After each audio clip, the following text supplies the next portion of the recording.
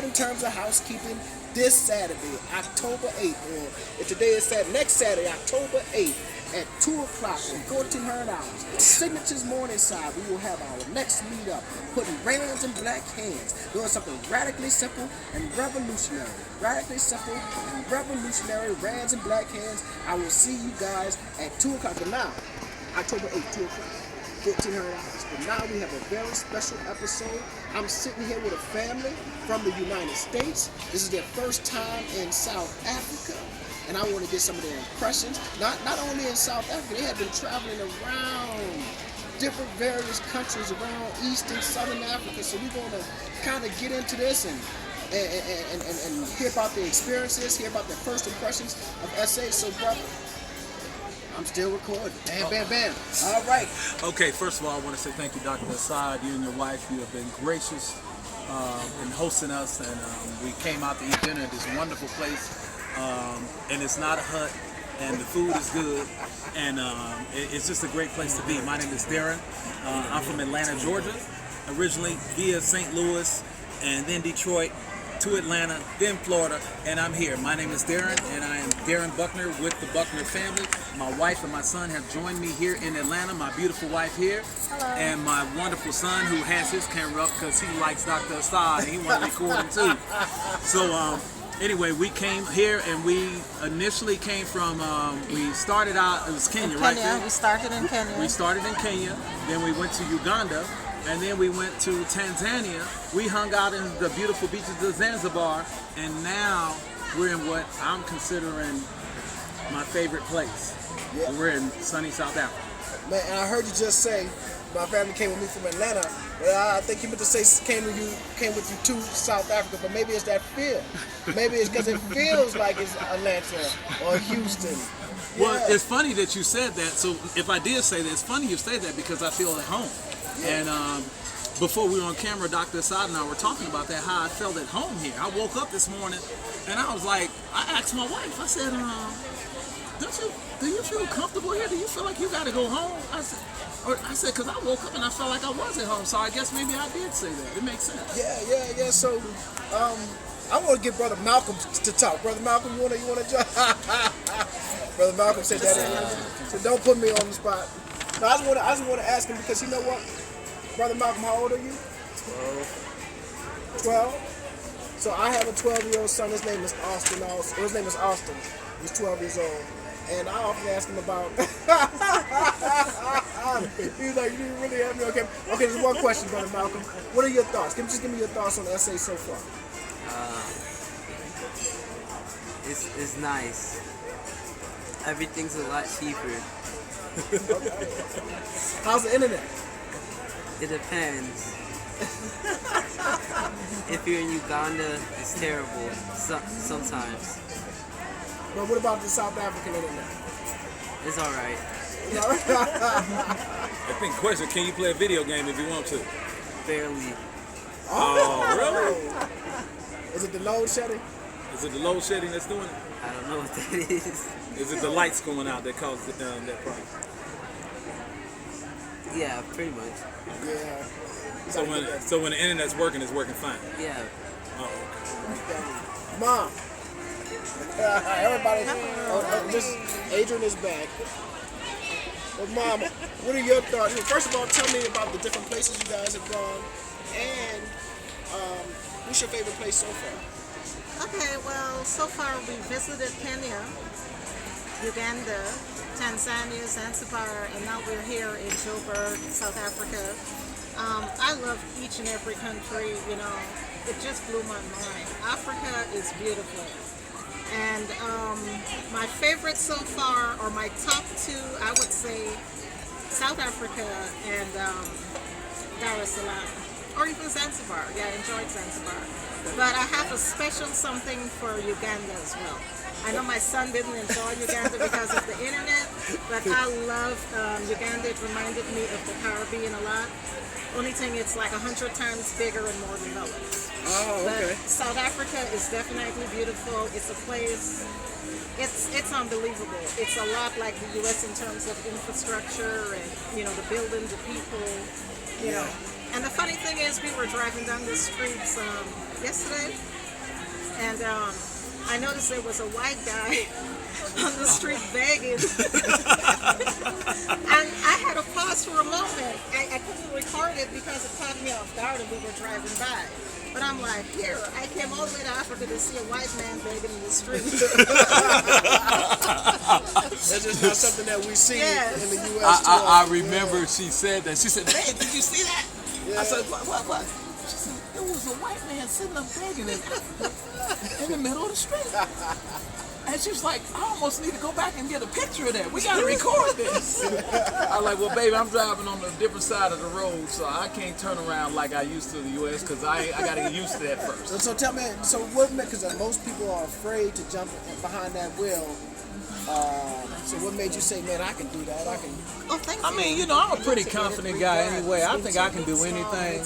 But the truth of the matter, you guys, it's not even that hard. It's not much different. It's just you have to look out a different mirror. So if you can tie your shoelaces, then you can get behind the wheel. You might have to take your time a little bit so you can, and just follow the other cars a little bit. But eventually it'll just click like anything else, and you'll be just fine. So But Dad, no sense in being afraid. what happened earlier though when we were driving back from the barbershop? We ain't gonna talk about that. See, that's why you can't give a 12-year-old the camera and have him recording too, because he wanted to embarrass his father and all that junk, and all in front of Dr. Assad and his wife want to embarrass me. But we gonna cut that part out. I hope. This your channel. I can't tell you to cut it out, but you know. So how long are you guys in town? We are here until the 13th, but we have been on the continent since September 15th, I think. Yeah, September 15th. Yeah, so we've been here since September 15th, and we are be leaving out of here October the 13th. So just about a full month. So we decided to make South Africa the 2-week stop, thanks to you, Dr. Assad, and some of the other YouTubers out there, because it just looked like a place I could fit in. It looked like a place that I can adjust really easily and not miss anything. And big things, when you got kids, you don't want them to miss anything either. Yeah. This is like the kind of place we can do just that. And so far, it hasn't let me down. Yeah, it's a great place. So are you looking to do business here? Or I know we had a conversation about it. Absolutely. As a matter of fact, I want to get into, because I know property, I would love to get into the property game. We'll see how it plays out. It's about meeting the right people, and maybe if I run into the right person that has property, knows about property, knows about laws and whatnot, and the right attorneys to get me onto some of these properties and, do business the right way. And hopefully even team up with some, maybe even some fellow Americans, but definitely some of the locals. I would love to team up with some of those folks and see if we can get some business going and hopefully make a move and get the heck out of America. Yeah. I'm telling you, it's gonna be rough to go back, brother. After you've been on the continent a month, it's gonna be rough to go back. I believe you. I believe you. I believe you. Now I know the wife is the one who's in charge of itinerary. So, what's the itinerary for SA? Well, we're thinking about visiting some local areas, Soweto, the Tour of Soweto, I think Pretoria. We wanted to go down to Cape Town to see the beaches and possibly Durban. So we're playing it by ear, one day at a time, basically. You guys have to take Brother Malcolm and see the Apartheid Museum. Yes, in Soweto, I'm assuming, we were supposed to visit today, actually. Yeah. But we switched up so that we could meet you guys, because we really wanted to meet you guys. So we said, okay, maybe tomorrow, another day. Yeah, We wanted to seize the opportunity to say hello and meet you guys in person. that's great. Let me tell you about, I don't know if I want to flip this to me, and maybe I'll do it like this. You want to hold it? Yeah, you good? Yeah, I'm good. No, what we did was, we came the first time in 2019. We took the kids to Alabama to the Rosa Parks Museum to learn about the Black American version of apartheid, Jim Crow. It was like a civil rights museum there. And then when we got here, we took them to the Apartheid Museum so that they can formulate these ideas in their head and see, the similarities and the differences and whatever have you between American Jim Crow and South African apartheid. So I think that would be Absolutely. But Dr. Asad, wait, hold on. You telling me, after all the stuff I done heard about Africa, you telling me they got museums? Yeah, man. Museums. Because, you know, when you grow up in America, you think, Yeah. I mean, so often you get those, let me see, maybe I'll do it like this. I know I'm gonna get all kind of critiques from the. Oh, you know what you can do? If you're gonna be the camera person, bam, you can turn it around, and now you can see that way. They be talking about the camera people. Okay. But yeah, so we get all of those, the propaganda about Africa, and I think that's the beauty of South Africa is that it definitely blows stereotypes out of the water. You can't come here and say that people are living in huts or that they're backwoods or that there's no running water. Now, you can say they might not have no lights. Shout out to Escom. Because this comes. They're going to take care of it. Shout out to load shedding. But so it blows all of the stereotypes out of the water. The infrastructure, the ease of doing business. Listen, I've seen more Bentleys and Porsches and all of that stuff here than I saw in my little city. Now, maybe Atlanta is different, but not New Orleans. You'll see Bentleys all the time. Well, I'll tell you what, in Atlanta you see it. But I will tell you this, at least the area where we're living in right now, we're staying in a beautiful Airbnb where we can overlook a lot of places. But when I come down, I'm watching Porsches ride by and Bentleys, and I'm shocked. I'll be like, whoa! I said, man, these people, they doing all right. They got some money. So actually, I see more. I actually do see more in that area where we're at than I see in Buckner. Yeah, and there's actually a Bentley dealership. So that's how you know. So Bentley doesn't invest into. There's no Bentley dealership in the state of Louisiana because there's not enough individuals who have the income to afford a Bentley, right? Even a used Bentley, right? So you have them in Atlanta. You may have them in LA. You may have them in places like New York, and you have them in Johannesburg. Wow. So that lets you know that there's a class of people who are doing very, very, very well here. And what I'm most impressed about is when I'm at those stoplights and I see that Bentley, I'm so Black American. I'm like, let me see who it is. And when I see that black hand and I see that sister driving or that brother driving, like, man. Yes, brother. Y'all keep up Yes, with the brother. work. I seen the same thing, and I felt the exact same way. Yeah. Well, matter of fact, I was looking at I didn't even know what kind of car it was. Yeah. Matter of fact, I still didn't catch what it was. But it was some super fancy car. And I'm like, what is that? Yeah. And then I'm looking, and I'm doing the same thing you do. I'm trying to look in the driver's seat. Yeah. And I said, well, it's a brother. I said, what? I know that much, and they ain't no cheap car because I never seen that before. Yeah. So it's really good to see. Definitely, man. So what made y'all decide to get up and start even to visit the country? As we were talking about all of the propaganda against Africa, then all of a sudden you guys get up and decide, hey, we're about to go visit a couple of countries on the continent. What made y'all? I think the biggest thing, it's a long story. So I don't want to really get into that so much because the story is a lifelong story. Okay. It has to do with growing up in the rough city streets of St. Louis, Missouri. I lived in LA, I lived in Detroit, but I grew up around a father who was a follower of Malcolm X. Okay. And my father, he loved Malcolm X. As a matter of fact, I love Malcolm X. As you see, my son's name is Malcolm. Brother Malcolm. That's right. I call right. him Brother Malcolm. And so it's a long history behind it, but I think what started really sewing it up for us is one day I looked up and I looked at my grandfather on both sides of my family, my mother and my father's side, and then I looked at my father. And then I looked at me, and while I may seem to be doing well compared to a lot of brothers in America, I said, I'm still not where I should be. I said, there's no way I should have to work this hard. And these are the results I get. I said, man, at any time I feel like it's just pulled from up under the rug for me. Every single time you seem to make a certain leap it's like, oh, okay, well, that's enough for you. Tax bill due. Yeah. The economy gonna change. We're gonna hit a recession. Yeah. It's gonna be something. Or I remember back in Detroit, I had a big glass block company, American Glass Block, and guy gonna tell me flat out, it was a white guy, he gonna tell me, oh, we don't sell glass block to, well, I ain't gonna say the word on your channel. Wow. But he said that to me. And these are the things that I thought about. I said, I don't want my son to have to go through these same things. He shouldn't have to go through this type of stuff. And when my son was born, you know, shout out to Detroit, but I left Detroit because I didn't want to have my son raised in that Detroit environment. And we moved to the suburbs of Atlanta. Yeah, things were a lot better. Yeah. For me and my daughters, who are now grown now. Yeah. But I had to take another step. The same way I left Detroit, I started thinking like, I might have to leave the country to make sure my son really gets the opportunity and the lifestyle he deserves. Right. And that's how we came on this mission to head here. Because my wife, she's more on the Pan-African side. She's from Guyana in South America, and she loves her people. And she can't see how it could be so bad, because a friend of mine, Mustafa, said one time, he said, man, anything they tell you is likely the opposite. And you know when I say that.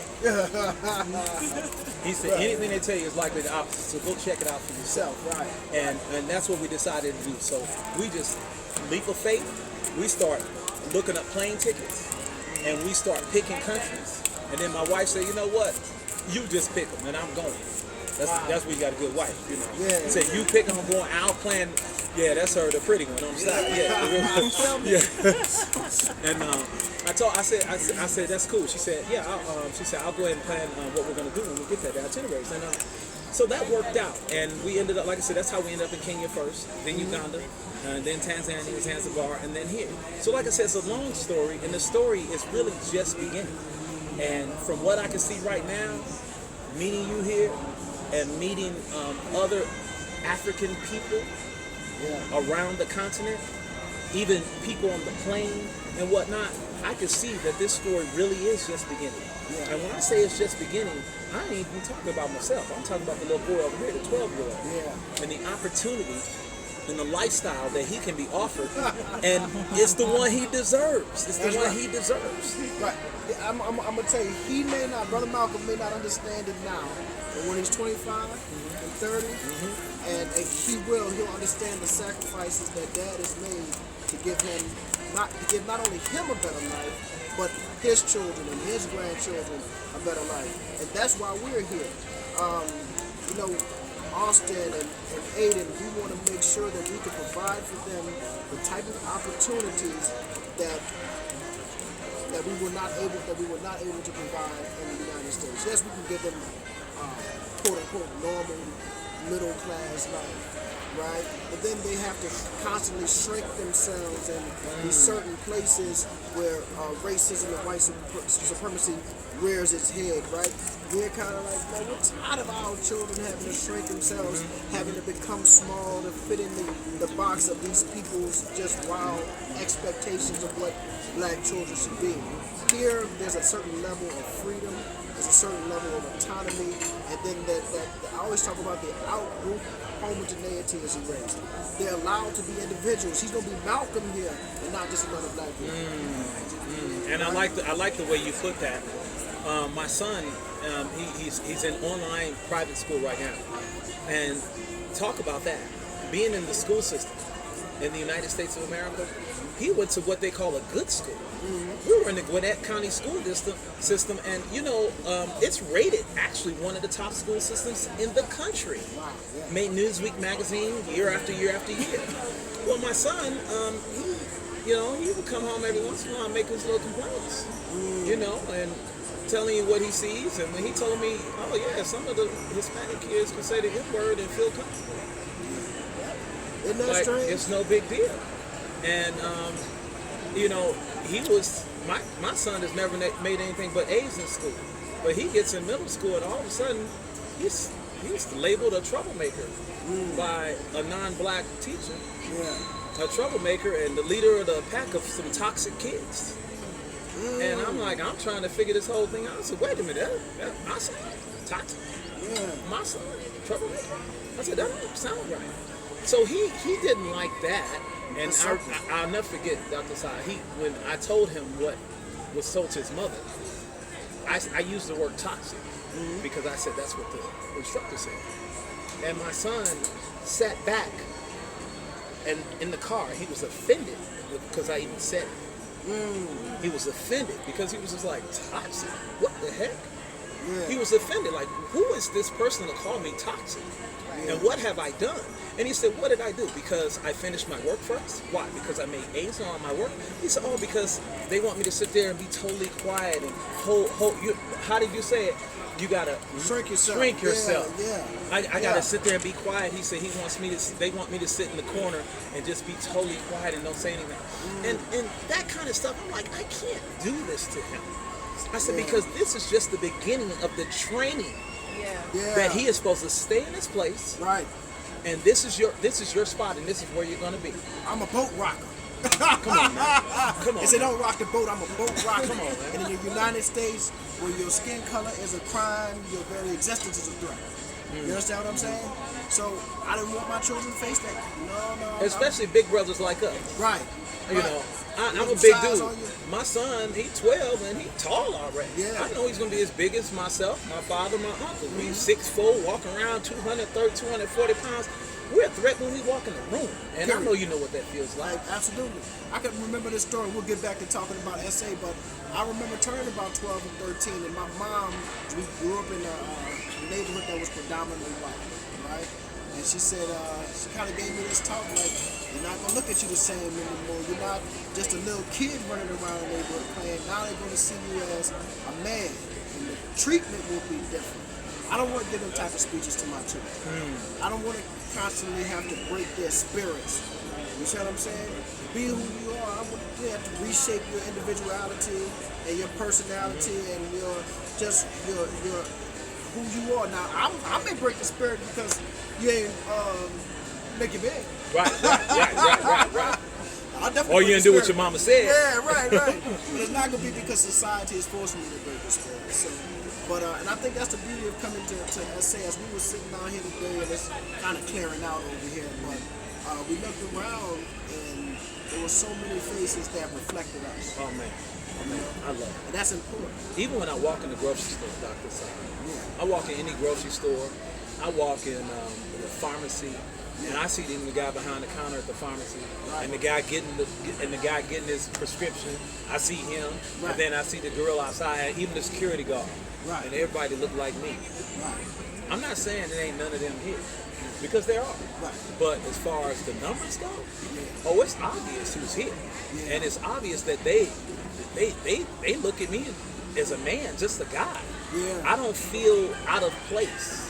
I don't feel like we walk into this nice restaurant that we're in. And if I was in America, there's some places in America you walk in a restaurant like this, and everybody stops and they looking at you. Stop, yeah. Like the DJ stopped playing the music. Why are they here? Oh, that's interesting. Exactly. So, but here it seems like I can go to any kind of restaurant. At least that's what I'm gathering so far. Yeah. And I got the same thing I noticed in Dar es Salaam. You can go to a high-end restaurant and you're a guest. And what would you like to drink? And that's it. That's because, as I said, in the United States, you have out-group homogeneity. You're all seen as just one person. So whatever the black boy did on the news, whatever bank or store he robbed, that is a reflection on the entire group. Here, it's impossible to have that reflection because it's 80% of the people look one way. So it would just logically it would be such a falsehood to say, well, all of us do this. So now you are allowed to be an individual. And that's what I think that most black Americans have never experienced, to be an individual. I didn't even know what it was like until I got here. Yeah. I got here, and even when we were in, let's say, Uganda or wherever, Kenya, and first of all, I like the fact that it was natural for them to start speaking to me in their native tongue. All the time. Yeah. It was natural because it wasn't like, you ever had when the other folks come at you and trying to talk to you like you. Yeah. Like, what's up, bro? Yeah. You all right? Yeah. Condescending. Yeah, and here you don't. That's not the kind of thing you're going to experience. Yeah. You know, at least what I can tell. Yeah. I run into a brother here, and you know, he's talking to me in Swahili. If I'm speaking to Tanzania in Swahili right now, and here they're talking to me, and we're in the barber shop. I went and got my hair cut, got the fresh cut. I hope I'm looking good for the camera. I need to go get mine. By the way, they take care of you at the barber shop. That's the story for other days. We'll let that be another story. But the brothers just kicking it with me. Yeah. Like, man, it's all good. And I didn't feel any tension. Yeah. It's all brothers in the barber shop. Every restaurant we go to, and my wife knows the same thing. She said, these people don't seem to yell. And they don't seem to argue very much. Yeah. She said, and even if you could tell they're talking about something, she said, it doesn't seem like they're really angry. She said, it comes off like, yeah, we having a conversation. She said, you can tell it might be a disagreement. Yeah. She said, but it's no like, I'm yelling and screaming at you. Yeah. Yeah. I haven't experienced any, like, now, knock on wood. I hope I don't Right. knock on wood. But I hope I don't experience. But I haven't experienced any like outward, like violent outbursts or anything. And it's strange because in the States, particularly, I won't say the States because a lot of times people will get on the comments and say, well, it's not like that in my city. So in my city, right, New Orleans, that is known for being violent. When you go and you see to an event and you see a whole lot of black people, you begin to start thinking to yourself, okay, I need to be on guard because something might go down. I need, where's my pistol at? Or where's the door for escape or whatever happened. Wow, you know what? It's funny, Dr. Asad. Even my son actually said that. I think it might have been yesterday, and he's only 12. And he said, you don't feel like you have to get ready to escape or somebody might shoot the place up. Right. He said, you just don't get that feeling. Just don't get it. So I think that's something that's very telling. Yeah. So for people who are even thinking about like, oh, I don't know about Africa, man, you can get that out your head. This the place to be. Yeah, you might as well And just they come. do like us. Yeah. Oh, that's so. Go get. Oh yeah. Please explain. Wait, we always hear, all the countries I've visited so far, speaking and interacting with the locals, it is evident that they like us. They enjoy meeting and interacting with African Americans. And they said, why wouldn't they like us, Because you always hear, oh, they don't like you, Africans don't like African Americans, or people in the diaspora, but that's not true. They welcome you, they're very warm, they're very open-armed, soft-spoken, loving, warm people. At least that's what we've experienced so far. So, Definitely. So, Brother Malcolm, you got something you want to say? No. Well, shout out to the brother with that great name that he's carrying. There's a lot of weight that comes with that name, Brother Malcolm. But I do want to piggyback on that, and we could probably interview about 27 minutes in. You've been watching this long, you know what I say. You're a soldier. But we have been told for so long that they don't like you or Africans don't like you, man. Don't believe the hype. Don't believe the lies. Don't believe the foolishness, right? We have been embraced. We have been shown so much of, especially here in South Africa, but even when we were in Tanzania, maybe that's that violent outburst. Some kids playing. But, so the love has been real, man, and y'all already know we really appreciate it. So this gonna be our last interview with this family. We gonna kick it with them tomorrow. They hit it at 13? 13. Yeah, we'll get back. Oh, here come D. He went to the bathroom, so we will give him the final words. Yeah, get your final words in, brother. You can share about that YouTube channel. Yeah. Well, you know what? The thing is, the YouTube channel is actually, I think it's just my name right now. But I'm sure... Tell them your name. Okay, it's Darren Buckner. Darren Buckner. Buckner. Now, I'm going to have to change the name now since I got with some professional YouTubers. They probably going to tell me, look, you got to change the name like this to make the algorithm do this. But hopefully they'll give me a shout out later on once I let them know the channel is up and running. Yeah. And I'm sure they will because they're good folks. As far as a final word, you guys, if you even are thinking of considering, just buy the ticket. It don't cost that much. Buy the ticket. I know y'all out there eating dinner. You bought you some new Gucci and all that kind of good stuff. Buy the ticket, and if you got kids, bring them too. Because you know what? you can't really pay for an experience like this. This is priceless. And what my son is getting out of this, and even me at 50 years old, and my wife, and her young, beautiful self, we couldn't put a price on this. And I'm glad we're here with you guys, and I appreciate it. And I appreciate you guys showing us a little bit. And I'm hoping, Dr. Asad, I'm hoping that my wife agrees and we make a move, because I really don't even see a reason why I couldn't. If I can move from Detroit to Atlanta, why couldn't I do this? Right. Well, you know, if you go to any black community in the United States, and you go to the corner store, it's owned by Arab or Asian, and they done move from Iran, or they move from Saudi, or they move from China, and sometimes you go get your nails done, the people don't even be speaking English. They're nothing. They don't even know how to, but they made their move to better their family. Absolutely. To say we're gonna go here and do what we can do to better our family for the next foreseeable generations, and we need to do the same. So, all right, family, look, we'll be back October 8th. You got it? All right, man. Good, great.